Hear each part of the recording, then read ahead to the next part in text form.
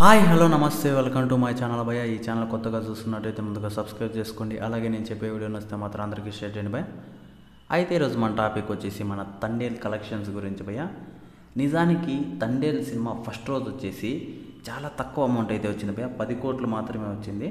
కాకపోతే 2 రోజులకి అంటే మొత్తం 2 రోజులకు కలిపి దాదాపు 40 కోట్ల దాకా వచ్చింది భయ్య.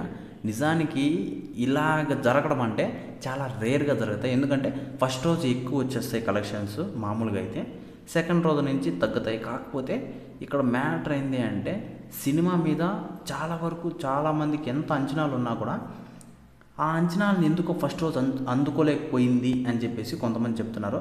కాకపోతే సెకండ్ రోజు ఎందుకు అందుకుంది, దాదాపు 30 కోట్లు ఒక్క రోజులో పెరగడానికి కారణం ఏంటి అంటే ఆ సినిమా అలా ఉండడం భయ్య.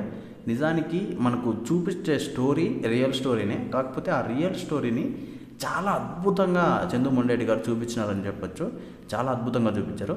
అలాగే మనకు మెయిన్ ఆ సినిమాలో వచ్చే 3 సాంగ్స్ భయ్య, ఆ 3 సాంగ్స్ వేరే లెవెల్ అని చెప్పొచ్చు.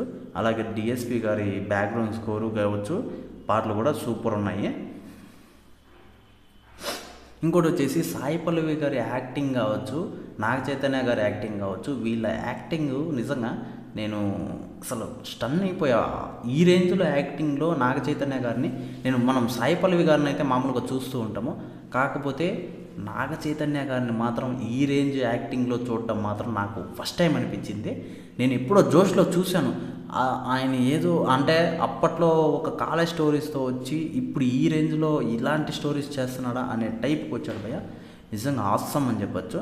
ఒక్క రోజులో 30 కోట్లు పెరగడం అంటే ఇది మామూలు విషయం కాదు, సూపరు.